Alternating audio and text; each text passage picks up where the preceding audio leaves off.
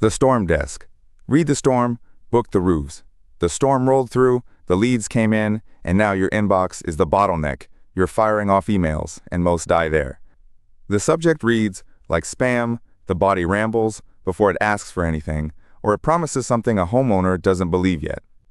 By the end of this, you'll have 5 emails that book storm inspections, the subject lines that get opened, and the one insurance sentence you never cross.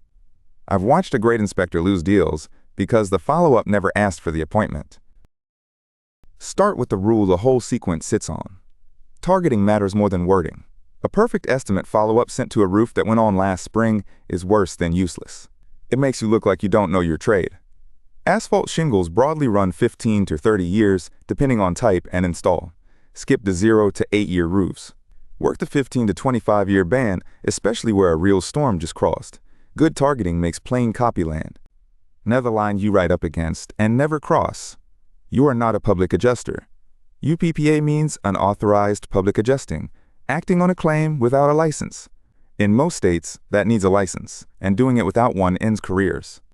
In 2024, the Texas Supreme Court's Stonewater roofing case held the licensing law regulates conduct, not speech. A roofer can't dodge it by calling itself an insurance specialist, so your email never says you'll get the claim approved or fight the insurer. You bring the facts. The insurer decides coverage. Right next to that is the second financial line. Never offer to waive, cover, absorb, or rebate the deductible. In many states, that's insurance fraud, and several ban deductible rebates on insured roofing work outright. The deductible is the homeowner's to pay. If a template even hints at, "We'll take care of your deductible," you delete it. And every commercial email needs a real physical address and a working opt-out, honored within 10 business days. The FTC fines per email, not per campaign. Email 1 is the new web lead response, and the clock is running. Lead response research finds that contacting a web lead within the first few minutes beats waiting hours, badly. So this email does one job. Confirm you got the request, then offer 3 inspection windows they pick by number. Keep the subject short and specific. Your roof inspection at the street name, 3 times to pick from. The street name is the personalization. Don't open with your 30-year history. Give them the path to an inspection. Email 2 is the no answer follow-up. You called, it rang out, you left a voicemail nobody hears. Most homeowners would rather reply than call back a strange number. So make the reply take 0 effort. Give 3 options. Call me, plus a good time.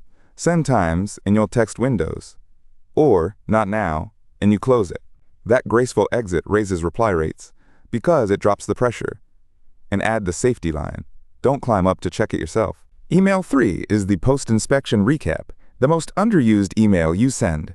You were on the roof. Now you send a written record of what you found.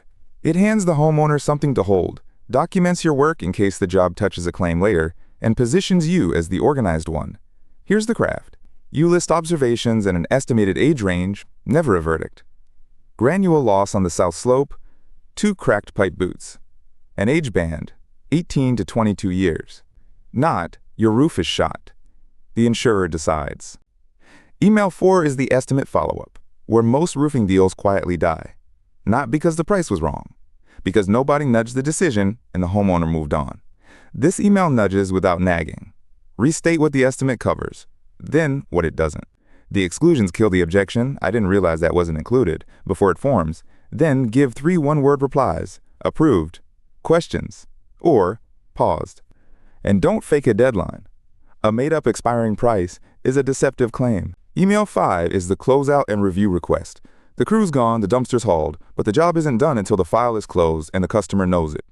So this email ties off the project. Final photos, warranty registered, any open item with an owner, and a date. Then it asks for a review, and here's where roofers trip. Since October 2024, the FTC's fake reviews rule is in force. No review gating, routing happy customers to Google and unhappy ones to a private forum. No reward for a positive one. So your ask goes to everyone and dangles nothing. Texting is not a shorter email. It rides its own, stricter rulebook. The TCPA, the federal law governing marketing texts, sets a higher consent bar than email.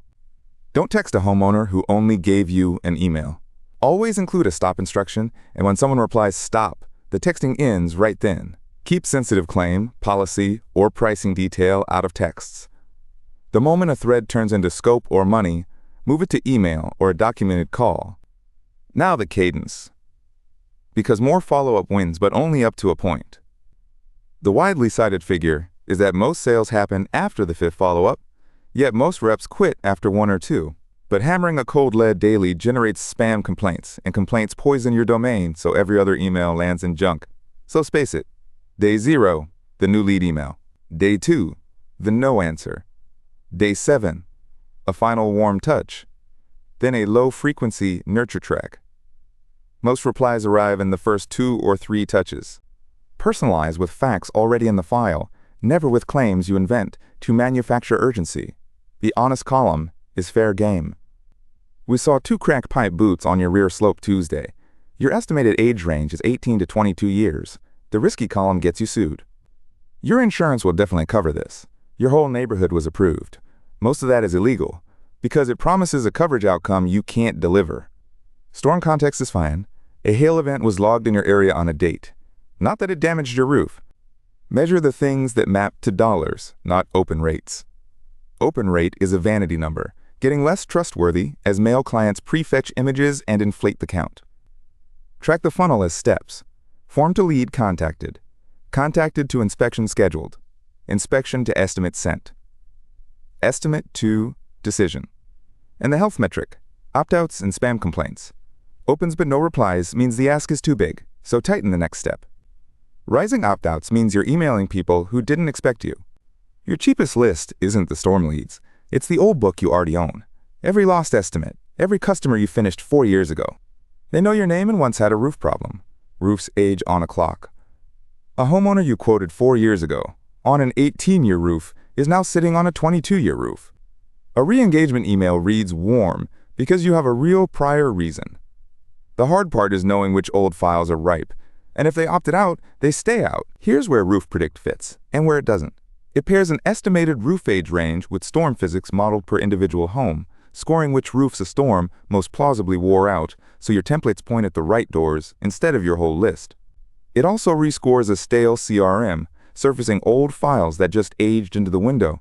It does not inspect the roof, diagnose damage, or decide coverage.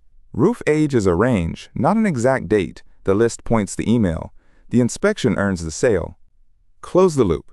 5 emails, 1 subject each, a text companion, and a hard line you never cross. New lead, no answer, recap, estimate nudge, closeout. Targeting decides 80% of the result, so point them at the roofs that are due. 2 or 3 space touches, then ease off. Document the facts. Let the insurer decide coverage. Never touch the deductible. The copy matters. The targeting matters more. The legal boundary matters most, because that mistake costs you the company.